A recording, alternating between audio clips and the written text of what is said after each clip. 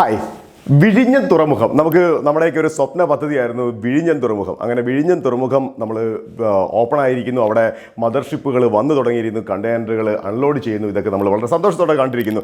വിഴിഞ്ഞം തുറമുഖം കൊണ്ട് ഒരു സാധാരണക്കാരന് എന്തൊക്കെ ബിസിനസ് ഓപ്പർച്യൂണിറ്റി ആണുള്ളതെന്ന് നോക്കാം. ഇപ്പം വിഴിഞ്ഞം വരുന്നതുകൊണ്ട് ഒരു സമഗ്രമായൊരു വികസനം കേരളത്തിനും ഒക്കെ ഉണ്ടാകുന്നുണ്ട്. സാമ്പത്തിക രംഗത്തും ഒക്കെ വലിയൊരു ഉണർവ് ഉണ്ടാക്കും. അതേപോലെ തന്നെ നമ്മൾ സാധാരണക്കാർക്ക് വളരെ കുറഞ്ഞ ചിലവിൽ ചെയ്യാവുന്ന കുറച്ച് ബിസിനസ്സുകൾ പറയുകയാണ്. അതുമായിട്ട് കണക്ട് ചെയ്തുകൊണ്ട് നമുക്കും എങ്ങനെ വരുമാനം ഉണ്ടാക്കാം എന്നതിനെക്കുറിച്ച് എനിക്ക് തോന്നിയ കുറച്ച് കാര്യങ്ങളാണ് പറയുന്നത്. കാരണം എന്നെ സംബന്ധിച്ചിടത്തോളം ഞാനൊരു മറൈനറായിരുന്നു. ഞാൻ വർഷങ്ങളോളം കപ്പലിൽ വർക്ക് ചെയ്ത ഒരാളാണ്. സോ അതുകൊണ്ട് തന്നെ ഇതിൻ്റെ ഒരു സാധാരണക്കാരന് ചെയ്യാവുന്ന ബിസിനസ് സാധ്യതകളെക്കുറിച്ച് ഞാൻ മനസ്സിലാക്കിയതാണ് പറയുന്നത്. അതിൽ ഒന്നാമത്തെ കാര്യം എന്ന് പറയുന്നത്, നമുക്ക് ഷിപ്പിൻ്റെ വേസ്റ്റുകൾ കളക്ട് ചെയ്യുക, അത് ഡിസ്പോസൽ ചെയ്യുക. അതായത് മദർഷിപ്പുകൾ സാധാരണ ഓടി വരുമ്പോഴേക്കും അതിൽ ധാരാളം വേസ്റ്റ്, അവരുടെ ഫുഡ് വേസ്റ്റ് ഉണ്ടായിരുന്നു. ഫുഡ് വേസ്റ്റ് ട്രീറ്റ് ചെയ്യാൻ അവിടെ പ്ലാന്റ് ഉണ്ട്. മറ്റ് പല ഓയിലി വേസ്റ്റുകളും കാര്യങ്ങളും ഒക്കെ ഉണ്ടാകും.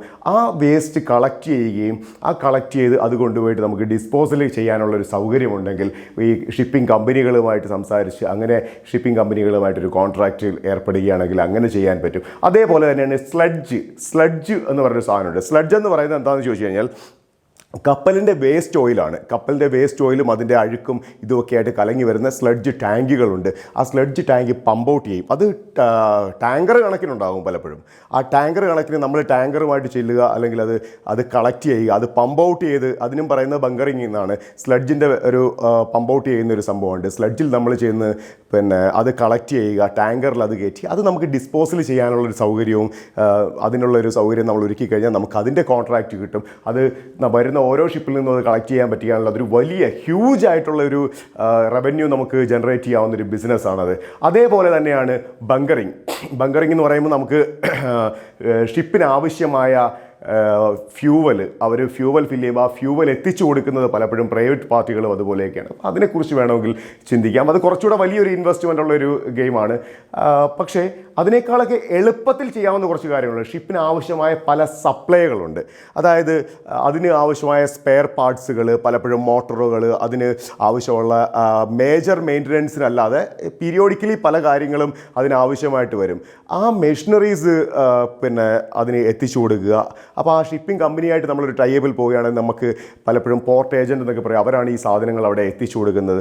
അങ്ങനെയുള്ള മെഷീനറീസ് കാര്യങ്ങൾ, ചെറിയ കാര്യങ്ങൾ അന്നേരം അതിനാവശ്യമുള്ളത്, അത് ആ പോർട്ടിൽ വെച്ച് അതിനാവശ്യം വരുന്നത് അത് എത്തിച്ചു കൊടുക്കുക. അത് ഓർഡർ അനുസരിച്ച് നമുക്ക് എത്തിച്ചു കൊടുക്കാൻ കഴിയും. അതുപോലെ തന്നെ വളരെ വളരെ വളരെ ചെറിയ മുതൽ മുടക്കിൽ നമുക്ക് ചെയ്യാവുന്ന മറ്റൊരു കാര്യമാണ് കപ്പലിനാവശ്യമായ പ്രൊവിഷൻ എന്ന് പറയുമ്പോൾ അരി, സാധനങ്ങൾ, പച്ചക്കറി, മീൻ, അതുപോലുള്ള സാധനങ്ങൾ ഓരോ പോർട്ടിലും വരുമ്പോൾ ആവശ്യമുള്ള സാധനങ്ങൾ ഫില്ല് ചെയ്യുകയാണ് ചെയ്യുന്നത്. അതതിൻ്റെ കോൾഡ് സ്റ്റോറേജിലും ഫ്രീസർ റൂമുകളിലുമൊക്കെയാണ് സാധാരണ ഷിപ്പ് സൂക്ഷിച്ചു വയ്ക്കുന്നത്. അപ്പം അത് സപ്ലൈ ചെയ്യുന്നത്. ഇപ്പം ഞാനൊക്കെ വർക്ക് ചെയ്യുന്ന സമയത്ത് കാർഗോ ഷിപ്പിലൊക്കെ നമുക്ക് ദുബായ് പോർട്ടിലെത്തുമ്പോൾ അവിടെ കൃത്യമായി അത് സപ്ലൈ ചെയ്യുന്ന പാകിസ്ഥാനികളും ഒക്കെ ഉണ്ടായിരുന്നു. അവരായിരുന്നു അവിടെ അന്ന് ഞങ്ങൾക്ക് സപ്ലൈ ചെയ്യുന്നത്. അപ്പോൾ അതുപോലെ തന്നെ ഈ പോർട്ടിൽ നിന്ന് നമുക്ക് വെജിറ്റബിൾസ് ഉൾപ്പെടെയുള്ള സാധനങ്ങൾ, പിന്നെ അവരുടെ ജ്യൂസസ്, അതുപോലുള്ള പല കാര്യങ്ങളുണ്ട്, സോഫ്റ്റ് ഡ്രിങ്ക്സ്, ഇതൊക്കെ അവിടെ സപ്ലൈ ചെയ്യുന്ന ഒരു കോൺട്രാക്റ്റ് ആ ഷിപ്പിംഗ് കമ്പനികളുമായിട്ട് നമ്മൾ കണക്ട് ചെയ്യുകയാണെങ്കിൽ വലിയ ലാഭകരമായിട്ടുള്ളൊരു വലിയ രീതിയിൽ നമുക്ക് ലാഭം ഉണ്ടാക്കാവുന്ന, എന്നാൽ വളരെ കുറഞ്ഞ ചിലവ് മാത്രമുള്ള